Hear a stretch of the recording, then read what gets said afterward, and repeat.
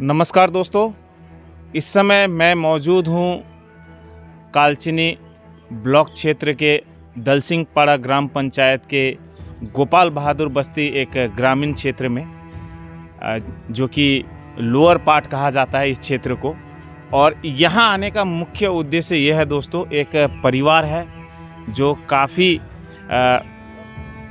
तकलीफ़ में है।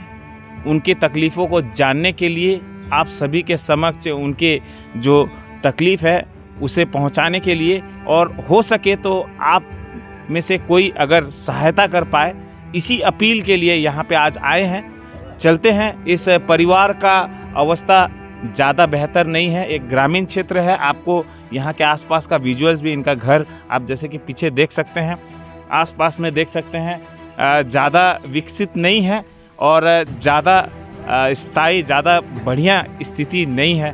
ग्रामीण क्षेत्र है, ग्रामीण क्षेत्र से आप समझ ही सकते हैं कि परिवार का स्थिति क्या होगा। लेकिन उनसे हम लोग जानने की कोशिश करते हैं कि क्या समस्या है और किस तरह से इनको मदद पहुंचाया जा सकता है। इसके लिए हम लोग अपील रखना चाहेंगे। नमस्कार अंकल। क्या नाम है आपका? धर्मदास। अच्छा, धर्मदास विश्वा। अच्छा, क्या समस्या है, थोड़ा जानकारी दीजिए। अब समस्या तो क्या है, बेटा बीमारी है, जी। 1 साल हो गया। अब क्या बीमारी है उनको? किडनी का बीमारी है। कब से है? 1 साल हो गया। अच्छा, कैसे पता चला कि उनको ये तकलीफ है? अब डॉक्टर को दिखाया, हम सोचा कि बीमारी हो गया, बोल के डॉक्टर के पास ले गया। अब सिलीगुड़ी में गया, वहीं पे किडनी का ट्रबल बतलाया। वहाँ से वेलोर गया, वहाँ भी वैसे ही बोला। तो अभी फ़िलहाल उनका ट्रीटमेंट चल रहा है। तो अभी मतलब उनका ट्रीटमेंट पे अभी कितना पैसा अभी तक खर्चा हो चुका है? खर्चा तो हो गया आपका कम से कम 6 लाख 7 लाख जैसा। और इस पैसा का व्यवस्था आप लोग कैसे करके किए? कैसे के ज़मीन बिक्री किया, गाय था, बकरी था, वो सब बिक्री कर दिया। अभी क्या मतलब क्या समस्या आ रही है? आर्थिक समस्या आ रही है? अभी तो अब क्या उपाय नहीं है, यही उपाय नहीं है बोल के, तो यही अब उपाय किया है, टिकट का ये किया इसका ट्रीटमेंट के लिए। वहाँ से भी ज़्यादा कुछ इफेक्ट नहीं हुआ। अब टिकट भी तो उतना सेलिंग नहीं हुआ। अच्छा, और आपको कहीं से कोई मदद अभी तक पहुँचा है? बेटी लोग है, वो लोग कितना देता, 5,000 6,000। रिश्तेदार लोग कुछ पैसा आप लोगों को मदद के तौर पे पहुँचा है? नहीं, जैसा तो कुछ नहीं हुआ है। कोई सामाजिक संस्था, कोई नेता, यहाँ का आदमी सब उसको देखे वैसे, उसको देखे वैसे, किसको बोलेगा? तो दोस्तों, इंसानियत यहीं पे नज़र आता है जब कोई इंसान मुसीबत में हो और उससे जब मदद की ज़रूरत हो, और उस समय इंसानियत अगर आप ना दिखाएं तो इंसानियत और इंसान कहलाने का हमें कोई अधिकार नहीं है। फ़िलहाल मैं बात करना चाहूँगा जो परिवार का सदस्य है, जो नौजवान है, जो पीड़ित है, उनसे मैं बात करना चाहूँगा। भाई, क्या नाम है आपका? नवीन विश्वकर्मा। कब से कैसे करके मतलब आपको पता चला कि आप इस रोग से पीड़ित हैं? कैसे पता चला?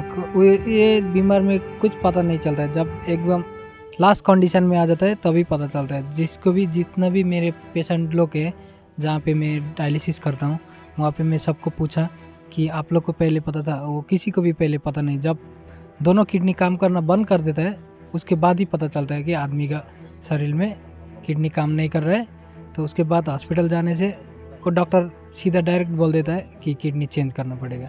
ये समस्या आपका कब से, मतलब ये तकलीफ़ आपको कब से हुआ, मतलब कब से आप ये पीड़ित हैं? ऐसे तो 1.5 साल से हो गया। जी। तो आप क्या काम करते थे? कोई मतलब कुछ नशा के वजह से या कोई काम के वजह से, किस वजह से ये हुआ, आपको क्या लगता है? ये वजह डायरेक्ट वो हाई ब्लड प्रेशर का है। हाई ब्लड प्रेशर का है, ये शुगर, हाई ब्लड प्रेशर, इसके वजह से ऐसा होता है। लेकिन मेरा तो शुगर नहीं है, हाई ब्लड प्रेशर से ऐसा हुआ है।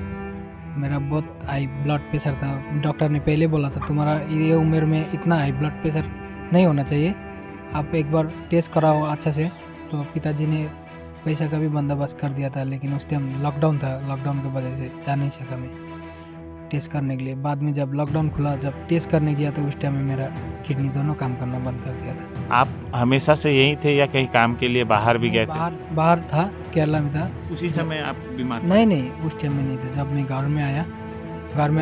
घर में आके 2 साल बाद में बीमार पड़ा। घर में आके कम से कम मैं 2-3 साल बैठा, उसके बाद में बीमार पड़ा। तो अभी जो समस्या है, अभी क्या मतलब क्या प्रॉब्लम है आपके परिवार में?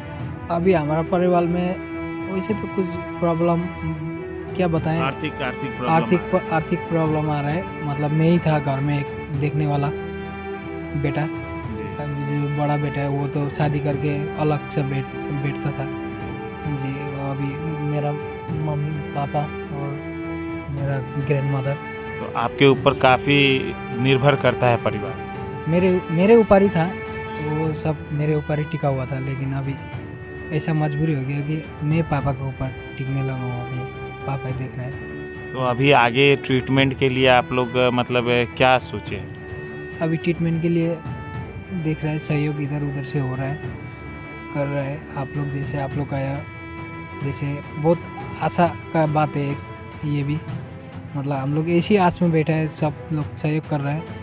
हम लोग से तो इतना रकम तो नहीं हो सकेगा, मतलब 8-10 लाख का रकम तो हम लोग तो निकालने बहुत मुश्किल हो जाएगा इतना। अभी ट्रीटमेंट के लिए कितना आपको आर्थिक मतलब प्रॉब्लम हो रहा है? मैक्सिमम हम लोग का ये ऑपरेशन का बाद 8 से 10 लाख का 8 से 10 लाख का है। तो आप जैसे बता रहे थे कि दोनों किडनी फेल हो चुका है, मतलब तो कोई आपको डोनेट कर रहा है कुछ? जी, मेरा पापा डोनेट कर रहे हैं, किडनी डोनेट कर रहे हैं। तो इसको भी आपका जो ट्रांसप्लांटेशन करना पड़ेगा, उसके लिए भी आपको शायद काफ़ी बड़ा रकम लगेगा। उसके लिए 7-8 लाख का रकम लगेगा। उसके बाद में महीने का 20,000 का कोर्स बोला है डॉक्टर ने दवाई का। तो इधर उधर करके 30,000 का जैसा महीने में लग जाएगा। 6 महीना तक तो कंटिन्यू दवाई यूज करना ही पड़ेगा। उसके बाद नहीं करने से भी उसके बाद थोड़ा कम हो जाएगा मेडिसिन। तो 6 महीना तक तो एकदम श्योर कंफर्म 30,000 का मेडिसिन तो लगेगा ही लगेगा, डॉक्टर ने बोला ऐसा। क्या नाम है आपका? नवीन विश्वकर्मा। क्या उम्र होगा आपका? मेरा 28 है। तो दोस्तों, जैसा कि आप देख रहे हैं, नवीन विश्वकर्मा जी है 28 साल उम्र है इनका। काफ़ी युवा है, अभी तक उन्होंने पूरा दुनिया शायद देखा ना होगा। और आशा करते हैं कि आने वाले समय में वो कुछ देश के लिए भी कुछ बड़ा कार्य करे। लेकिन इस समय पूरे देश को और पूरे दर्शकों को ज़रूरत है कि इनके परिवार को और ख़ासकर इनको जो मदद चाहिए, आर्थिक मदद, 8 से 10 लाख रुपए तक का इनका इस समय जैसे कि बता रहे हैं कि खर्चा है ट्रीटमेंट के लिए। लेकिन समस्या ये है कि काफ़ी सारा ज़मीन जायदाद और काफ़ी सारा पूंजी जो है पहले ही ट्रीटमेंट में जा चुका है। और इस समय जो इनका आर्थिक स्थिति है बहुत अवस्था ख़राब है। इसीलिए चैनल के माध्यम से अपील करने के लिए आज हम लोग यहाँ पे आए हैं। आशा करते हैं दर्शकों कि इस तरह के जो परिवार होते हैं जिनका कोई नहीं होता, परिवार में निश्चित रूप से परिवार में लोग होते हैं लेकिन इतना सक्षम नहीं होते कि अगर कोई बीमार पड़ जाए तो उसको सही ट्रीटमेंट कराया जा सके। तो आप सभी दर्शकों से यही अपील रहेगा कि इंसानियत कायम रहना चाहिए। अगर हम लोग इंसान हैं, किसी का अगर तकलीफ़ है, दुख में है, तो उसको मदद के लिए आगे आए। ज़रूरी नहीं है दोस्तों कि आप लोग आर्थिक रूप से ही सहायता करें। आप लोग इस वीडियो को भी शेयर करके, ताकि कोई अगर जो सक्षम है उसके पास ये वीडियो पहुँचे और वो सहायता करे। ज़रूरी ये है दोस्तों, किसी भी प्रकार से ये जो नौजवान है जो कि आगे बहुत कुछ करना चाहता है, उसका सही इलाज हो पाए, उसका परिवार, उसका जो घर में माता पिता है, जो लोग इनके ऊपर निर्भर करता है, वो जिम्मेदारी वो अच्छा से उठा पाए, उस लायक अगर हम लोग बना पाते हैं तो सच में इंसानियत को सैल्यूट करूंगा। और आप इंसानियत का एक उदाहरण पेश कर सकते हैं इस नौजवान को मदद करते हुए। चलते हैं और भी कुछ लोगों से हम लोग बात करेंगे जो यहाँ के स्थानीय और यहाँ के समाज सेवी लोग हैं जो मदद पहुँचाना चाहते हैं, उनसे बात करते हैं। जी बताइए, कैसे करके आपको सूचना मिली यहाँ के बारे में? और क्या आप लोग सोच रहे हैं, क्या प्लान किए हैं इस परिवार को मदद करने के? नमस्कार। सर्वप्रथम मेरा नाम दिनेश मिश्रा, मैं जयगांव वेलफेयर ऑर्गेनाइजेशन का जनरल सेक्रेटरी। एक्चुअली जो मेरे को जो ये सूचना मिला विगत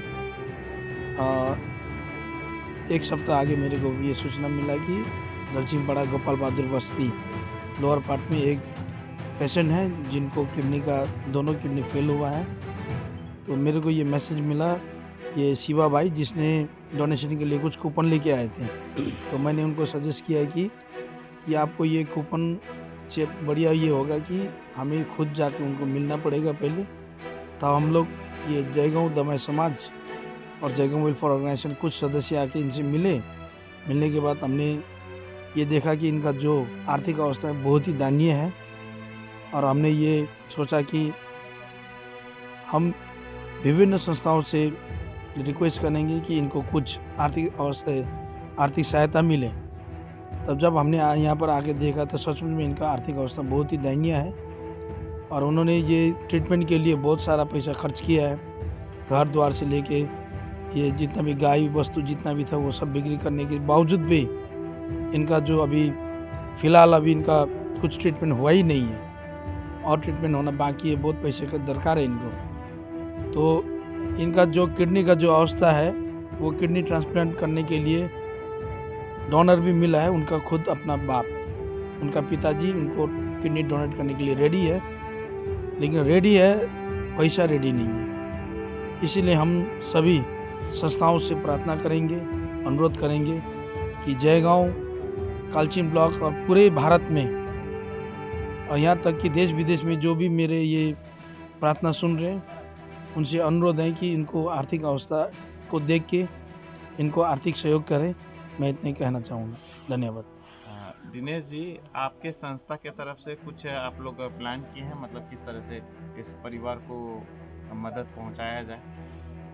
विशेष करके जो अभी सिचुएशन है कोविड-19 का, विगत दिन में हमने बहुत सारे खोखला बस्ती में जो एक एक्सीडेंट हुआ था उसमें हम लोग मदद किए थे चैरिटी शो के माध्यम से। इस बार हम सोच रहे हैं कि अभी तो उतना प्रोग्राम करने अभी अवस्था नहीं है, फिर भी हम लोग का जितना जयगांव वेलफेयर ऑर्गेनाइजेशन के मेंबर्स हैं, जो हमारे इष्ट मित्र हैं, जो हमारे रिलेटिव्स हैं, उनसे हम अनुरोध करेंगे कि इनको जितना हो सके इनको आर्थिक सहायता दें। और हम ये मीडिया के माध्यम से सभी से अनुरोध करेंगे कि इनको आर्थिक सहायता प्रदान करें। धन्यवाद जी। नमस्कार, आप यहाँ पे आए हैं इस परिवार की मदद के लिए। क्या आप मतलब किस तरह से आप मदद पहुँचाने का प्लान कर रहे हैं और क्या आप अपील रखना चाहेंगे? सभी दर्शकों को मेरा तरफ से नमस्कार करते हुए, मैं जयगांव दमाई समाज का जनरल सेक्रेटरी, साथ ही जयगांव वेलफेयर ऑर्गेनाइजेशन का कल्चरल सेक्रेटरी भी हूँ। हम लोग मदद के लिए पहले तो मैं ये कहना चाहता हूँ कि हम लोग जयगांव वेलफेयर ऑर्गेनाइजेशन तो हमेशा आगे रहता है समय सेवा के लिए, और जयगांव दमाई यूथ ऑर्गेनाइजेशन भी। तो हम लोग में जब ये खबर आया ऑफिस में, तो हम लोग के ऑफिस में सभी कोई ना कोई आस लेके आते हैं। तो विगत का दिन भी हम लोग ने एक खोखला निवासी एक ही परिवार के जो एक दुर्घटना में घटित होके वो लोग को भी बहुत रकम की ज़रूरत है, तो हम लोग ने भी चैरिटी शो करके उस समय थोड़ा रकम जुगाड़ के वो लोग को घर के सहयोग के लिए हमने अपील भी किया और सहयोग भी पहुंचाया। और अभी हम लोग आए कि ये घर का अवस्था बहुत ही ख़राब है देखने में, क्योंकि कल का दिन जब हम लोग आए थे तो बातचीत किया तो पिताजी ने 1 साल से किसी से बिना सहयोग मांगे, किसी से बिना अपील किए 1 साल से बेटे के लिए अपनी ज़मीन बेच के, जितना भी अपनी पशुपालन जो करते थे, बेचारे किसान थे, वो सब बेच के भी ट्रीटमेंट कर रहा था। लेकिन अभी जो एक छोटा सा देख सकते हैं, एक तो घर बचा हुआ है और ये छोटा सा एक तो ज़मीन का टुकड़ा बचा हुआ, ये भी वो बेचने के लिए तैयार थे। तो ग्रामवासी आके बोले कि जब आप ये बेच के जा रहे हैं तो कहाँ जाएंगे, आप ये कीजिए कि अंतिम समय में एक तो संस्था लोग को अपील कीजिए कि उसका माध्यम से कुछ आपको आ सके तो आप रहने का जगह मिलेगा, आपका बेटा भी स्वस्थ रहेगा, तो रकम आने से आपको बेच के कहीं जाना पड़े ये अवस्था में।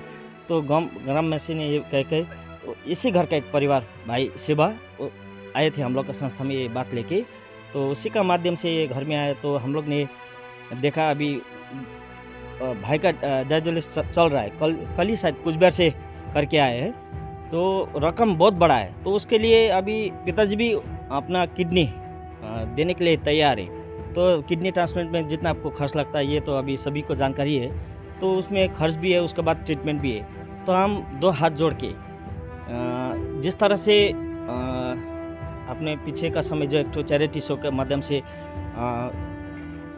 सहायता किए, तो उसी तरह ये घर के लिए भी जितने विश्व भर में जितने भी मानवता के हिसाब से जो भी आगे आके अभी तक अपने मन खोल कर सहायता करे, उसी हिसाब से ये घर को भी आइए सहायता कीजिए, ताकि ये बच्चा जो एक 22 साल का बच्चा है वो अभी अपने घर परिवार को चला रहा था, तभी भी सोचिए अभी 22 साल की उम्र में वो केरला जाके कहाँ जाके काम करके एक फर्नीचर का काम करके केमिकल फैक्ट्री से बाद में बीमार हो गया है, तो घर चला रहा था, एक बड़ा पिताजी का सहारा था।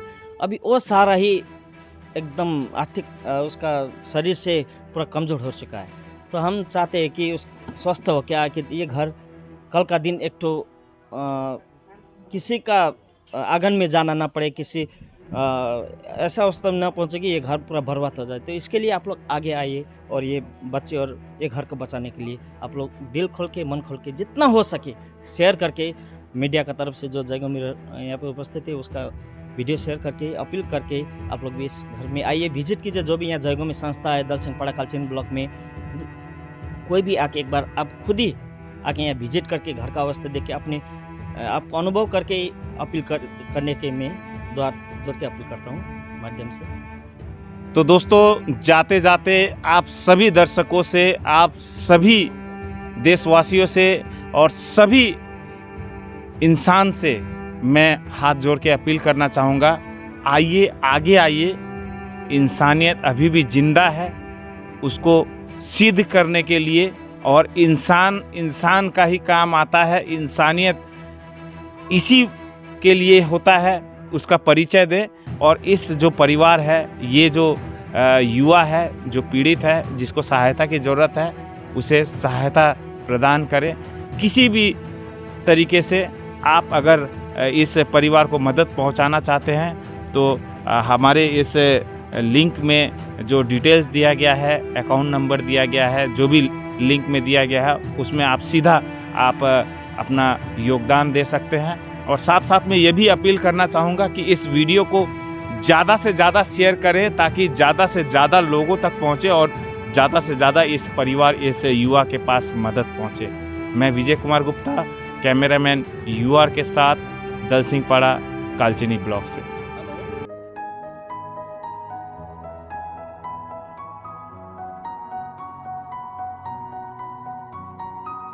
अब पाए बड़ी पेट्रोल और डीजल की कीमतों से छुटकारा, साथ ही प्रदूषण से भी मुक्ति। ना रजिस्ट्रेशन, ना लाइसेंस की जरूरत, अब चलाए टेंशन फ्री। आपके शहर जयगांव में पहली बार इलेक्ट्रिक बाइक्स और स्कूटी का exclusive showroom BM motors, Joy e bike के अथोराइज्ड डीलर। संपर्क करें BM motors, NS road opposite Ved Vyas school Jaigaon.